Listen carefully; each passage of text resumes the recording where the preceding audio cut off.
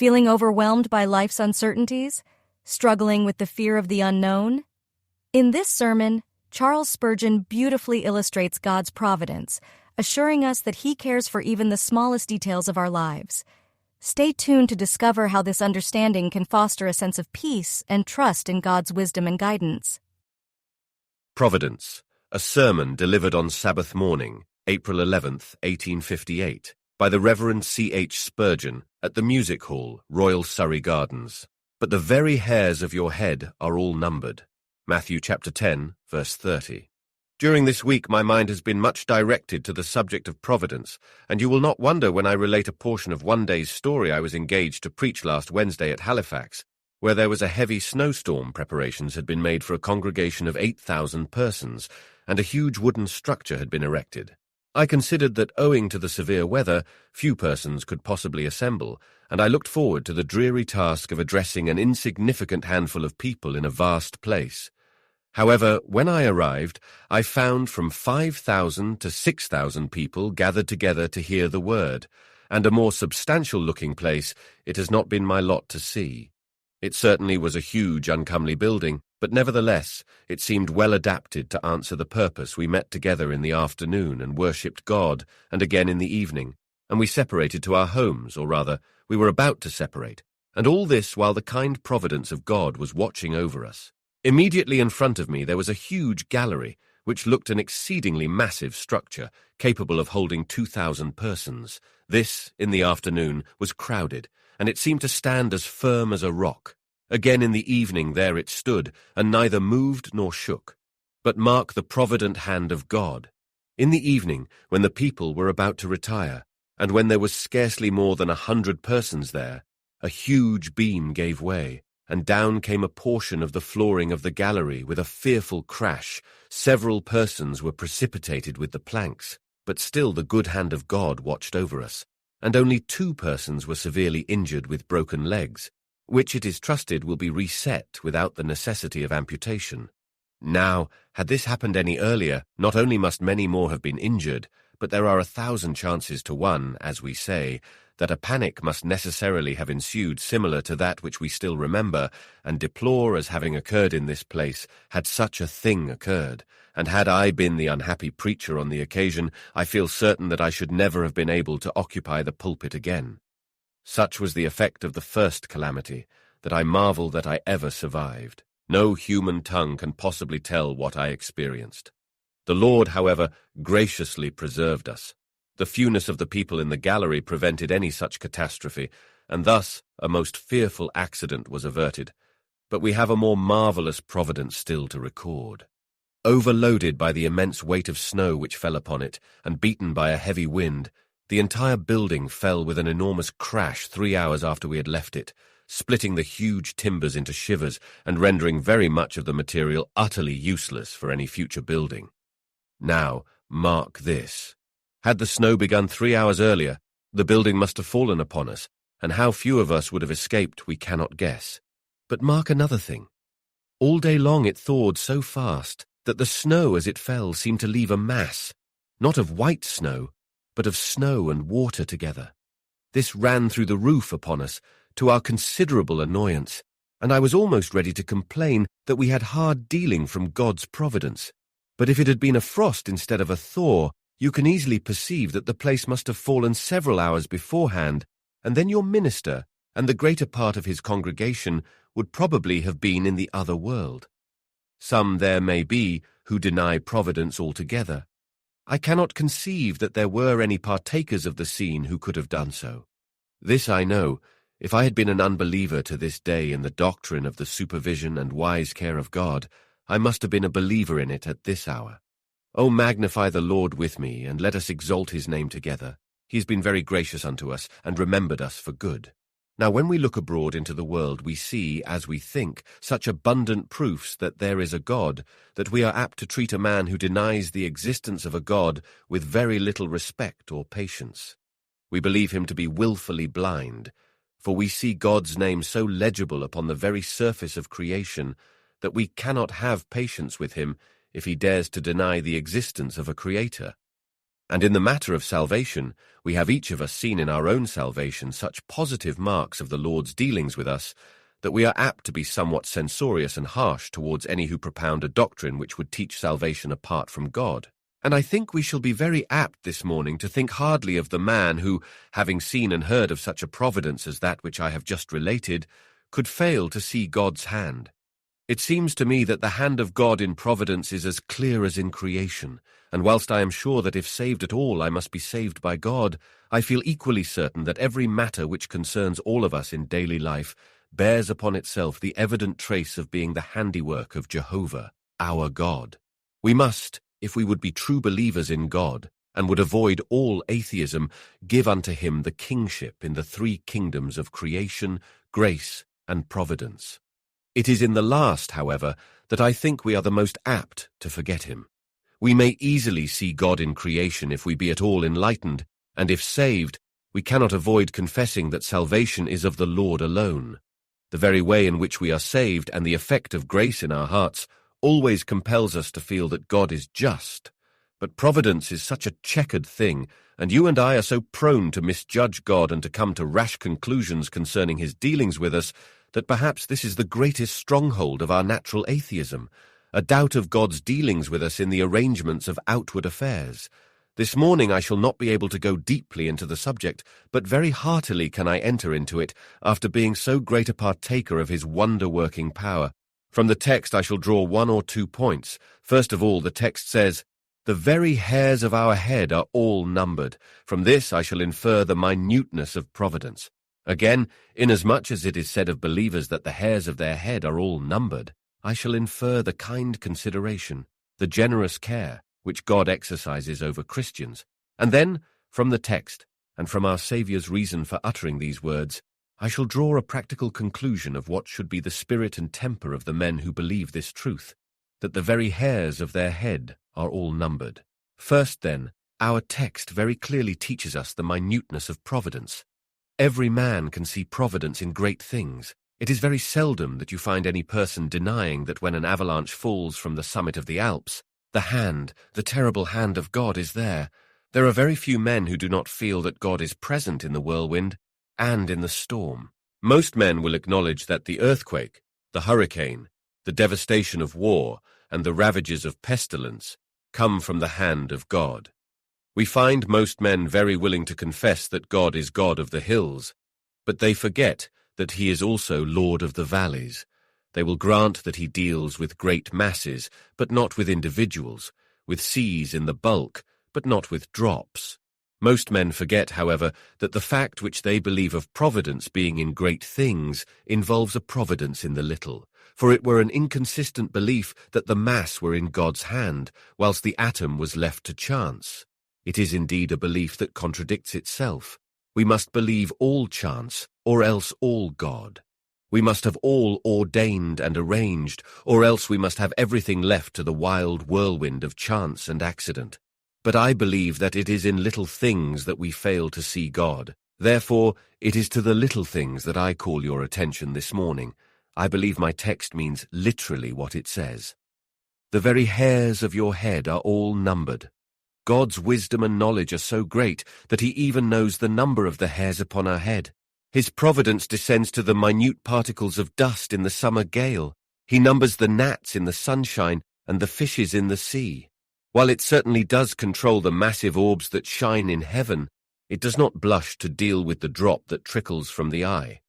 Now I shall want you to notice how little circumstances of daily life, when we come to put them all together, evidently betray their origin. I will take a scripture history and show how the little events must have been of God, as well as the great results. When Joseph was sent into Egypt by his brethren, in order to provide for them against a day of famine, we all agree with Joseph's declaration, "It was God that sent me here." But now, if we notice each of the little ways through which this great result was brought to pass, we shall see God in each of them. One day, Joseph's brethren are gone out with the sheep. Jacob wants to send to them.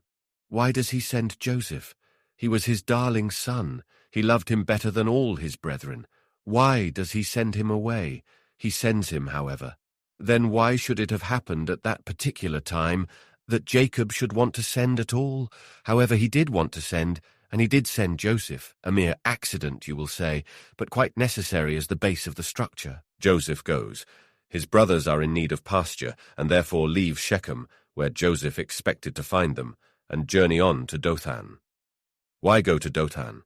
Was not the whole land before them? However, Joseph goes there. He arrives at Dothan just when they are thinking of him and his dreams, and they put him into a pit. As they are about to eat bread, some Ishmaelites came by.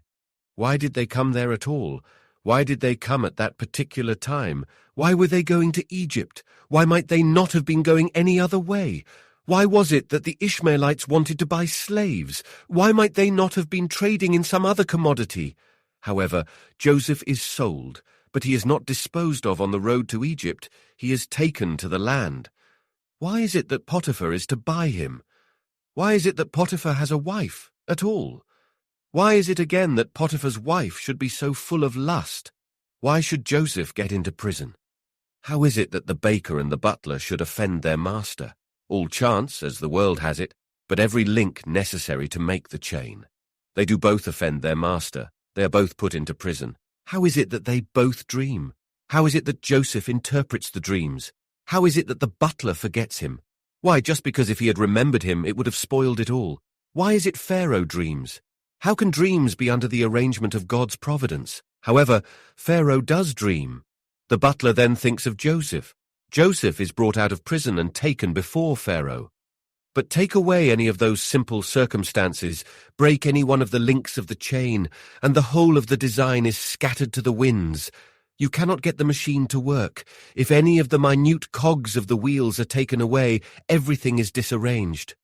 I think it seems very clear to any man who will dissect not only that, but any other history he likes to fix upon, that there must be a God in the little accidents and dealings of daily life, as well as in the great results that tell upon the page of history and are recounted in our songs. God is to be seen in little things. We will now notice in the minutiae of Providence how punctual Providence always is. You will never wonder more at Providence than when you consider how well God keeps time with himself. To return to our history, how is it that the Ishmaelites should come by just at the time? How many thousand chances there were that their journey might have been taken just before? There certainly was no special train to call at that station at that particular time, so that Joseph's brothers might arrange to go and call him. No such thing. And yet if there had been all this arrangement, it could not have happened better. You know Reuben intended to fetch Joseph out of the pit half an hour later, and the child was not. God had these Ishmaelites ready. You do not know how he may have sped them on their journey, or delayed them, so as to bring them on the spot punctually at the identical moment. To give another instance, there was a poor woman whose son had been raised from the dead by Elisha. She, however, had left her country at the time of famine and had lost her estate. She wanted to get it back. God determined that she should have it. How was it to be done? The king sends for Gehazi, the servant of Elisha, and he talks to him. He tells him one instance about a woman who had had a child raised from the dead. How strange. In comes the woman herself. My lord, this is the woman. She comes to obtain her suit. Her desire is granted, just because at the very moment the king's mind is interested concerning her. All chance, was it not? Nothing but chance, so fools say. But those who read Bibles, and those who have judgment, say there is something more than chance in such a coalition of circumstances. It could not be a mere coincidence, as men sometimes say. There must be God here, for it is harder to think that there is not God than that there is. And whilst a belief in God may be said by some to involve a great stretch of faith, the putting him out of such things as this would involve an infinitely greater amount of credulity. No, there was God there. There is another instance that I remember in the New Testament history. Paul goes into the temple, and the Jews rush upon him in a moment to kill him. They drag him out of the temple, and the doors are shut against him. They are just in the very act of killing him, and what is to become of poor Paul's life? 5 minutes longer, and Paul will be dead, when up comes the chief captain and delivers him. How was it that the chief captain knew of it? Very probably some young man of the crowd who knew Paul and loved him ran to tell him. But why was it that the chief captain was at home? How was it that the ruler was able to come on a moment's emergency? How was it that he did come at all? It was only just a Hebrew, a man that was good for nothing, being killed. How was it that he came? And when he came, the streets were full. There was a mob about Jerusalem. How did he come to the right street? How did he come at the exact tick of time? Say, it is all chance. I laugh at you. It is providence. If there be anything in the world that is plain to any man that thinks, it is plain that God overrules all mortal things and manages our mean affairs. But mark that the running of the youth and his arrival at the precise time and the coming of the chief governor at the precise time just proved the punctuality of divine providence. And if God has a design that a thing shall happen at 12, if you have appointed it for 11, it shall not happen till 12. And if he means it to be delayed till 1, it is in vain that you propose any earlier or any later. God's punctuality and providence is always sure and very often apparent. Nor is it only in the minutes of time that we get an idea of the minuteness of providence, but it is in the use of little things. A sparrow has turned the fate of an empire. You remember the old story of Muhammad flying from his pursuers. He enters a cave, and a sparrow chirps at the entrance, and flies away as the pursuers pass. "Oh," say they, "there is no fear that Muhammad is there, otherwise the bird would have gone a long while ago," and the impostor's life is saved by a sparrow. We think, perhaps, that God directs the motions of the Leviathan and guides him in the sea when he makes the deep to be hoary. Will we please to recollect that the guidance of a minnow in its tiny pool is as much in the hand of providence as the motion of the great serpent in the depths. You see the birds congregate in the autumn, ready for their flight across the purple sea. They fly hither and thither in strange confusion. The believer in providence holds that the wing of every bird has stamped upon it the place where it shall fly, and fly with never such vagaries of its own wild will. It cannot diverge so much as the millionth part of an inch from its predestinated track. It may whirl about, above, beneath, east, west, north, south, wherever it pleases. Still, it is all according to the providential hand of God. And although we do not see it, it may be that if that swallow did not take the precise track which it does take, something a little greater might be affected thereby. And again, something a little greater still might be affected, until at last a great thing would be involved. In a little blessed is that man who sees God in trifles. It is there that it is the hardest to see him. But he who believes that God is there may go from the little providence up to the God of providence, rest assured. When the fish in the sea take their migration, they have a captain and a leader as well as the stars. For he who marshals the stars in their courses and guides the planets in their march is the master of the fly, and wings the bat and guides the minnow, and does not despise the tiniest of his creatures. You say there is predestination in the path of the earth. You believe that in the shining of the sun there is the ordinance of God. There is as much his ordinance in the creeping of an insect or in the glimmering of a glowworm in the darkness. In nothing is there chance, but in everything there is a God. All things live and move in him and have their being, nor could they live or move otherwise, nor God has so ordained them. I hear one say, "Well, sir, you seem to be a fatalist." No, far from it. There is just this difference between fate and providence. Fate is blind, providence has eyes. Fate is blind, a thing that must be. It is just a bow shot from an arrow that must fly onward but has no target. Not so providence. Providence is full of eyes. There is a design in everything and an end to be answered. All things are working together and working together for good. They are not done because they must be done, but they are done because there is some reason for it.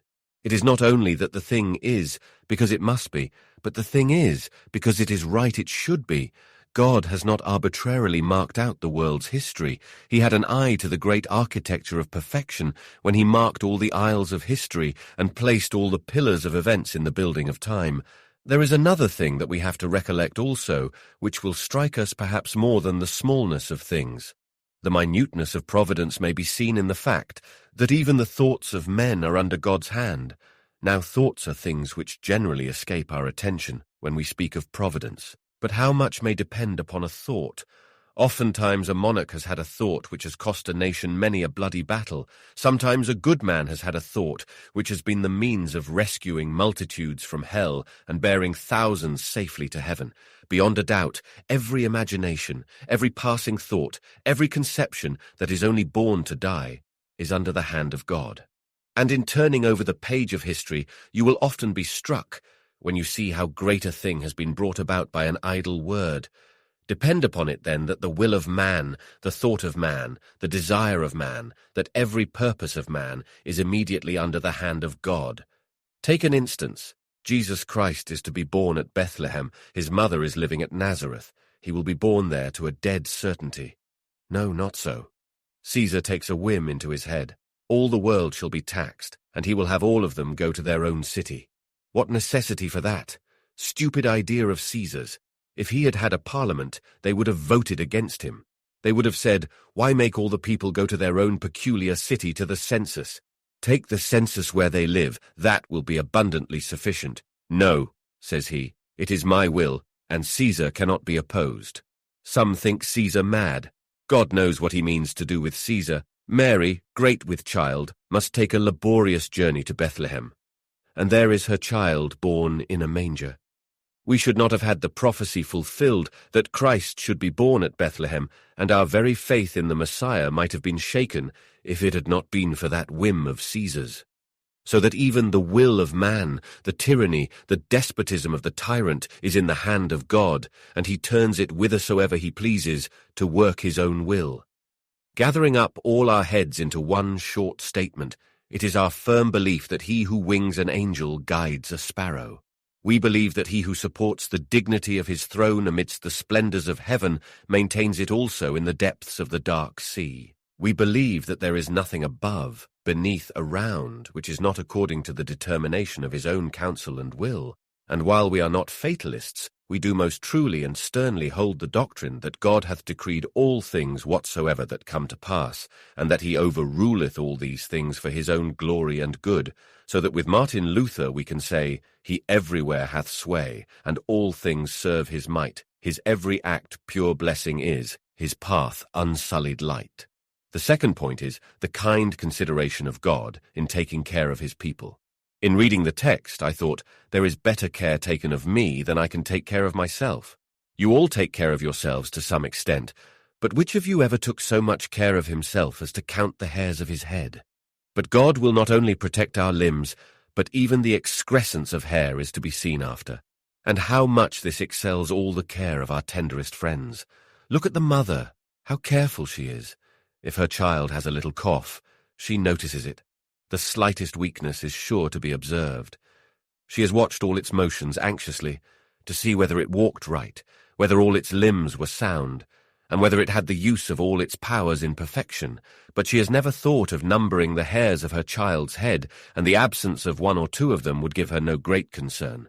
But our God is more careful of us, even than a mother with her child, so careful that he numbers the hairs of our head. How safe are we, then, beneath the hand of God? However, leaving the figure, let us again notice the kind guardian care which God exerts over his people in the way of providence. I have often been struck with the providence of God in keeping his people alive before they were converted. How many are there here who would have been in hell at this hour if some special providence had not kept them alive till the time of their conversion? I remember mentioning this in company, and almost every person in the room had some miracle to tell concerning his own deliverance before conversion. One gentleman, I remember, was a sporting man, who afterwards became an eminent Christian. He told me that a little time before his conversion he was shooting, and his gun burst into 4 pieces, which stood upright in the earth as near as possible in the exact form of a square, having been driven nearly a foot into the ground, while he stood there unharmed and quite safe, having scarcely felt the shock. I was noticing in Hervey's works one day a very pretty thought on this subject. He says, 2 persons who had been hunting together in the day slept together the following night. One of them was renewing the pursuit in his dream, and having run the whole circle of the chase, came at last to the fall of the stag. Upon this he cries out with a determined ardour, "I'll kill him, I'll kill him," and immediately feels for the knife which he carried in his pocket. His companion happening to awake, and observing what passed, leapt from the bed. Being secure from danger, and the moon shining in the room, he stood to view the event, when, to his inexpressible surprise, the infatuated sportsman gave several deadly stabs in the very place where a moment before the throat and the life of his friend lay. This I mention as a proof that nothing hinders us, even from being assassins of others or murderers of ourselves amidst the mad sallies of sleep, only the preventing care of our Heavenly Father. How wonderful the providence of God with regard to Christian people in keeping them out of temptation. I have often noticed this fact, and I believe you are able to confirm it, that there are times when if a temptation should come you would be overtaken by it, but the temptation does not come. And at other times, when the temptation comes, you have supernatural strength to resist it. Yes, the best Christian in the world will tell you that such is still the strength of his lust, that there are moments when if the object were presented to him, he would certainly fall into the commission of a foul sin, but then the object is not there, or there is no opportunity of committing the sin. At another time, when we are called to go through a burning fiery furnace of temptation, we have no desire towards the peculiar sin. In fact, we feel an aversion to it, or are even incapable of it. Strange it is, but many a man's character has been saved by providence. The best man that ever lived little knows how much he owes for preservation to the providence as well as to the grace of God. How marvelously, too, has providence arranged all our places. I cannot but recur to my own personal history. For after all, we are obliged to speak more of what we know of ourselves as matters of fact than of others. I shall always regard the fact of my being here today as a remarkable instance of providence. I should not have occupied this hall, probably, and been blessed of God in preaching to multitudes, if it had not been for what I considered an untoward accident. I should have been at this time studying in college, instead of preaching here, but for a singular circumstance which happened. I had agreed to go to college. The tutor had come to see me, and I went to see him at the house of a mutual friend. I was shown by the servant into one drawing-room in the house. He was shown into another. He sat and waited for me 2 hours. I sat and waited for him 2 hours. He could wait no longer, and went away thinking I had not treated him well.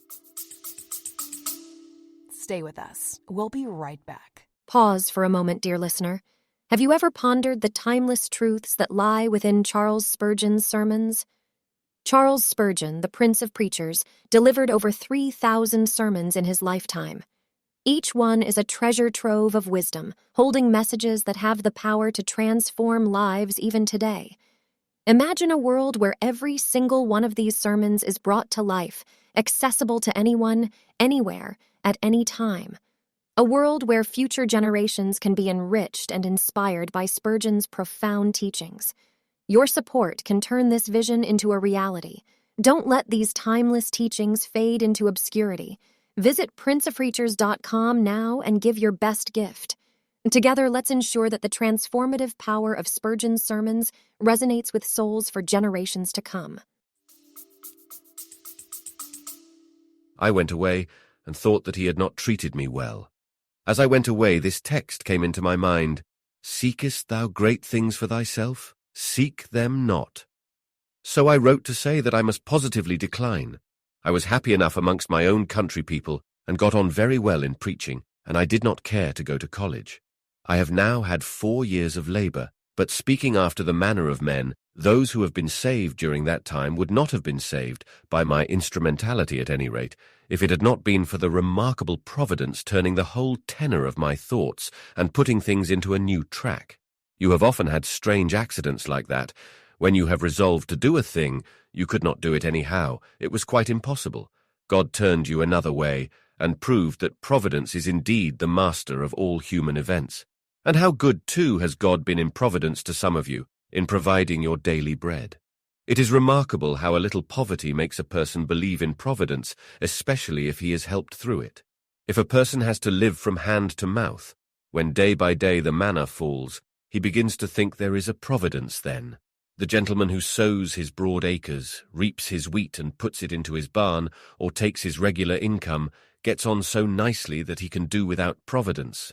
He does not care a bit about it. The rents of his houses all come in, and his money in the 3% is quite safe. What does he want with providence? But the poor man who has to work at day labor and sometimes runs very short, and just then happens to meet with somebody who gives him precisely what he wants, he exclaims, "Well, I know there is a providence. I cannot help believing it.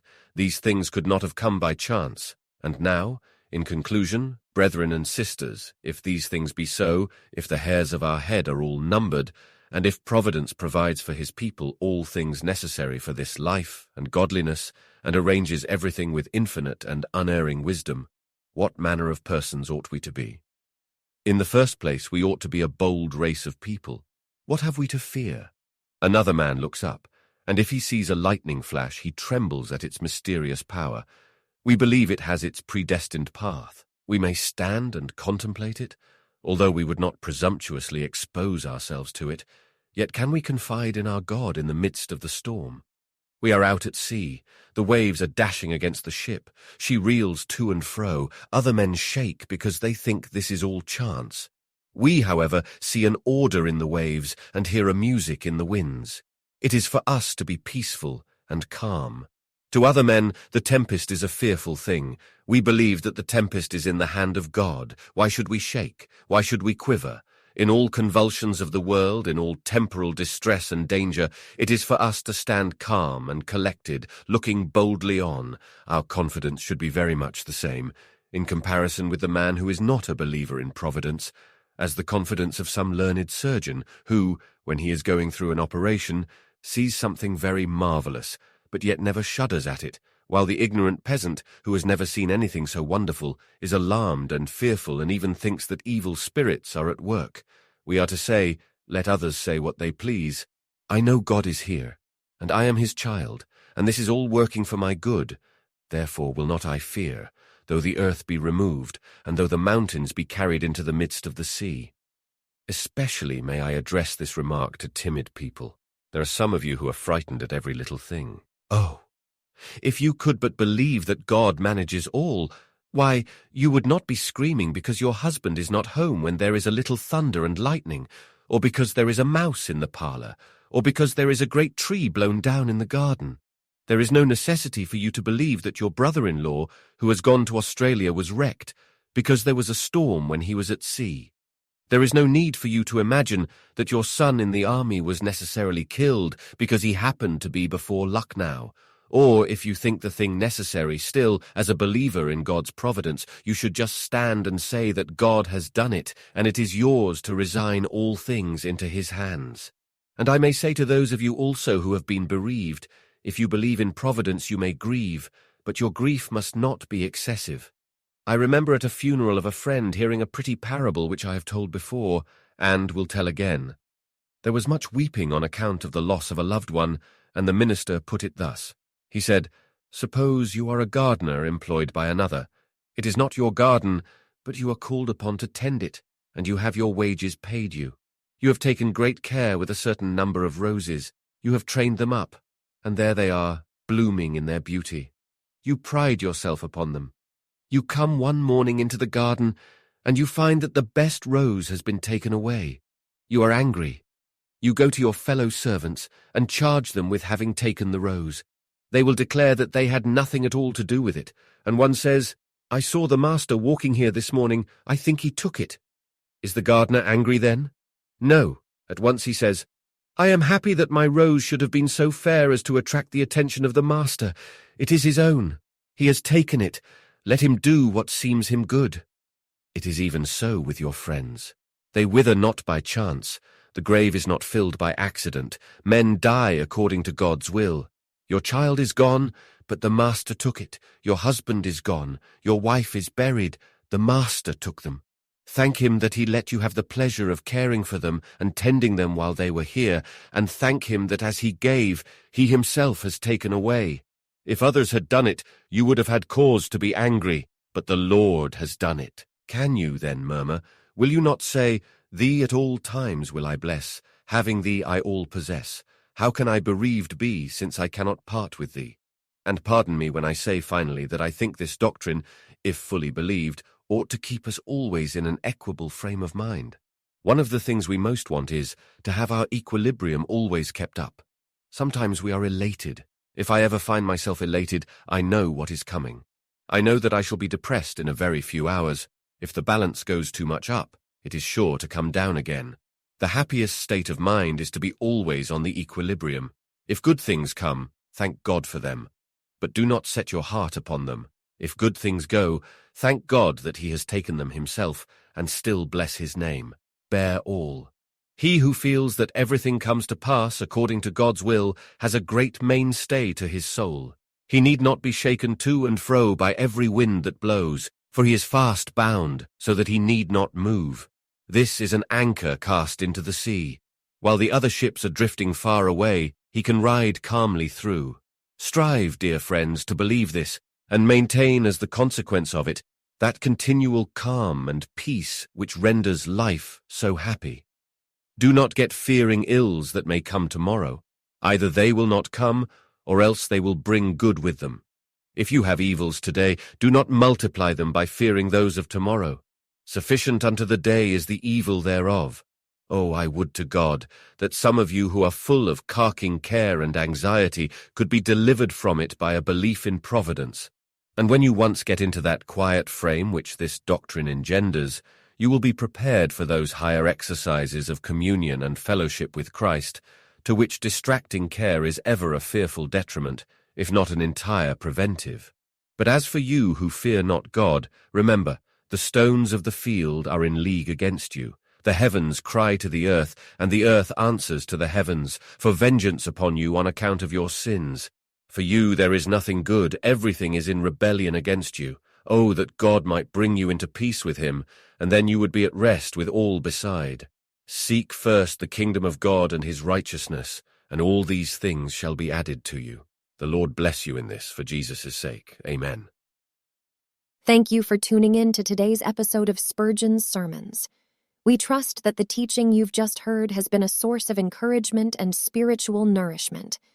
Every single sermon from the Prince of Preachers, Charles Spurgeon, holds timeless truths that can transform lives even today.